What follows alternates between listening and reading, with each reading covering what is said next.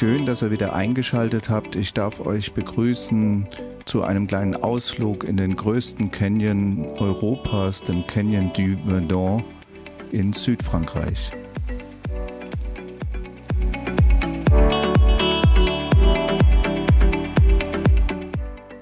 Schon unsere Anreise von Sisteron kommend über die D17 Richtung Ronchamp ist spektakulär und sehr kurvenreich.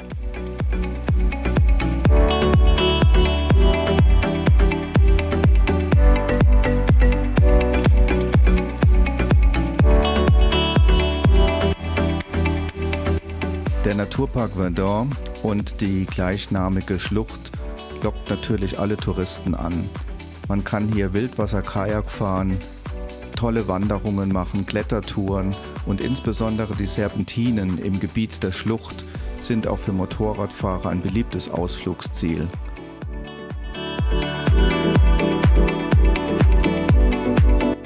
Wir haben die Warnhinweise vieler Motorradfahrer ignoriert und sind dennoch bei einem schönen Sommerwochenende bei ca. 32 Grad in der Sonne in die Schlucht eingefahren und müssen auch stellenweise mit erhöhtem Verkehr rechnen.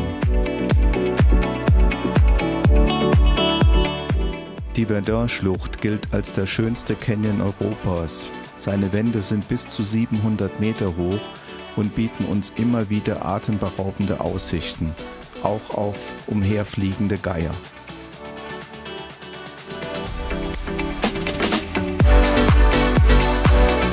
Der Canyon ist ca. 40 Kilometer lang und erstreckt sich von Castellane bis zum Seelac de Sainte-Croix.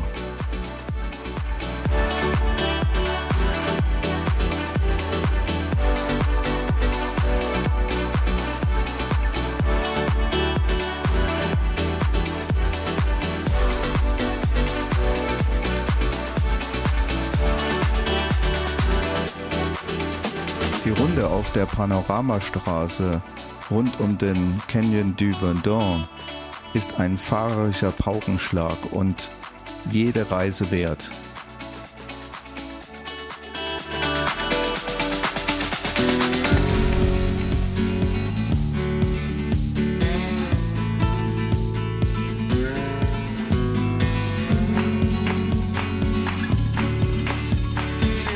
Einige Tipps für Motorradfahrer, die noch nicht dort waren. Theoretisch ist es möglich, den Canyon in rund 4 Stunden auf beiden Rundstraßen zu umfahren. Das wären etwa 150 Kilometer.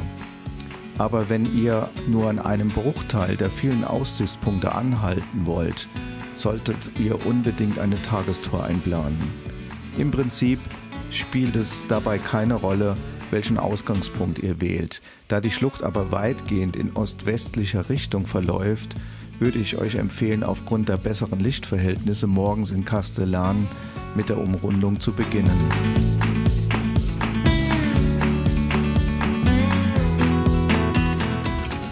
Übrigens, wer Castellane nicht findet, das liegt ca. 90 Kilometer in nordwestlicher Richtung von Nizza entfernt.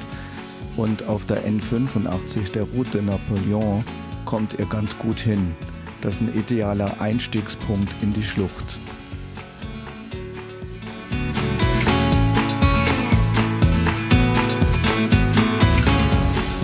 Bei immer noch hochsommerlichen Temperaturen fahren wir am späten Nachmittag zurück nach Sisteron, um ein Eis bei unserem Lieblingslokal zu uns zu nehmen.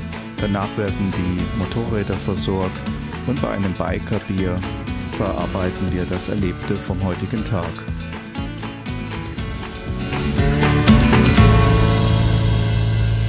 Falls ihr mit dem Motorrad noch nicht in diese Gegend gefahren seid, dann plant unbedingt eine Reise dorthin ein und ihr werdet begeistert sein, wie schön es in Europa, insbesondere in dieser Region ist.